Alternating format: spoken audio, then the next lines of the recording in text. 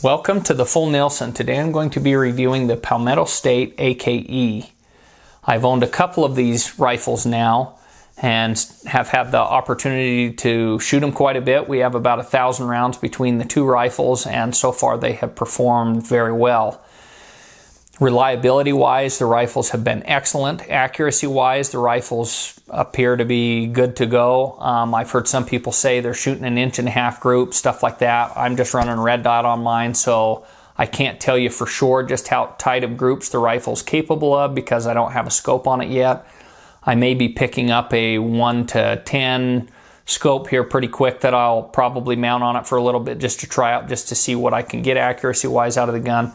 But accuracy wise, they've been great. Reliability wise, it's been great. The fit and finish on the rifles, the way they come from the factory, is excellent.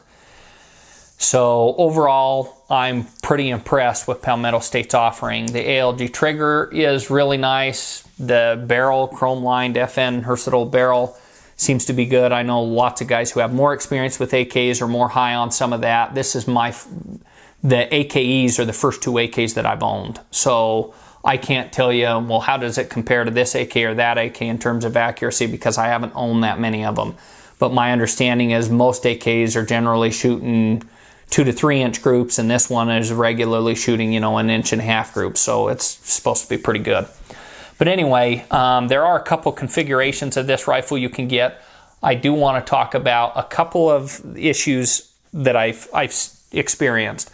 The first one is on the other rifle that I had, which had a AR adapter with the AR buffer tube and stock on it, that on that particular rifle, the magazine catch pin was not flared out properly, so the pin was walking and would have probably come all the way out and dropped the magazine release.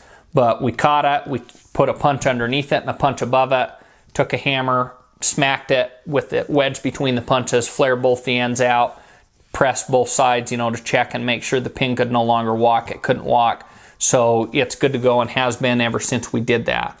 The other issue that I have seen is specifically with the AK that had the buffer tube and the AR stock on it, which was with the iron sights, that buffer tube, rather than slightly tapering down from the receiver, like most AKs don't have, at least most of the ones I've seen, don't seem to have a straight access coming off the receiver. They actually have a very slight taper downward with the stocks.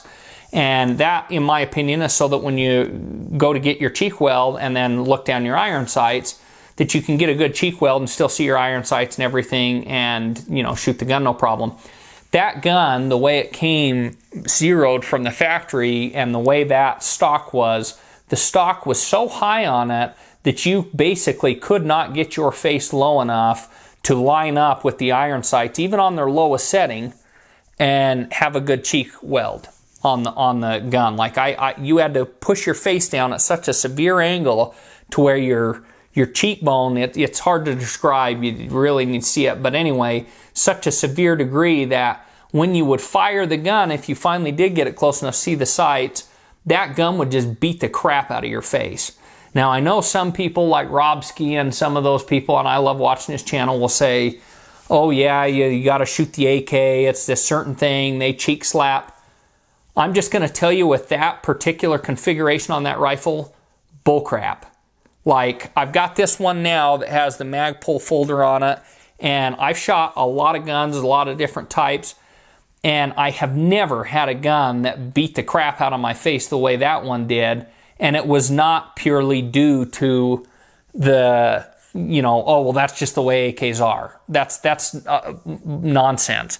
So what it is a combination of factors, but the single biggest factor is the access of that stock coming off of there to where you're having to rest your face in a position to where it was thumping me like that. With this one, it doesn't do that.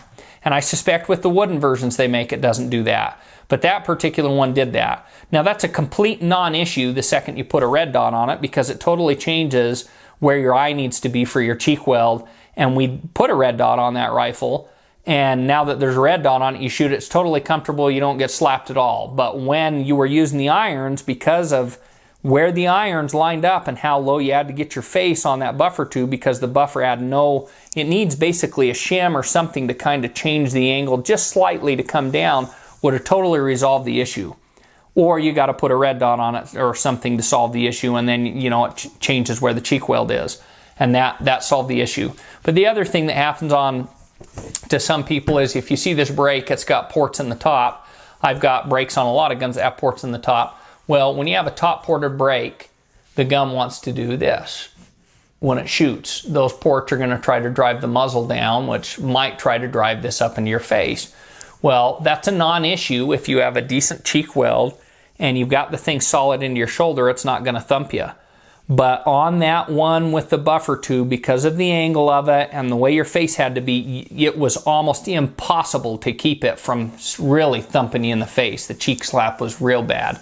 So those are the only two issues I've seen. The one had the magazine catch thing. That was a simple fix. Not a big deal. I haven't seen it on, it's not that way on this gun, and I haven't seen anybody else experience that issue. And then the other thing, which is that cheek weld issue of it smacking you in the face with the version that has the AR stock with the AR buffer tube. The fix to that is put a sight on it. Get a side mount for it and mount a red dot on the thing, or put you know a red dot up on front with a Midwest Industries handguard, something like that. That's going to completely solve your issue with that. But for me, I do expect my AK. One of the things I like about the AK is the iron sight setup. I like the ability to say, oh crap, my red dot or my sight's not working, and pull it off and look down my irons and have it work the way that use my irons no problem and have them function the way they're supposed to. And that kind of bugs me about that particular one. So if you're looking at one of those, it's a non-issue if you have a red dot on it all the time, but if you want the ability to just take your optic off and then run your irons, that is not a good model to be running iron sights from what I saw. So that's my 2 cents about the AK-E. Overall, it is a superb rifle, and we have been really enjoying ours. That's all I've got to say about that. If you guys have any questions or comments, feel free to leave those below, and I'll respond to them as soon as I can. Thanks for watching. Have a nice day.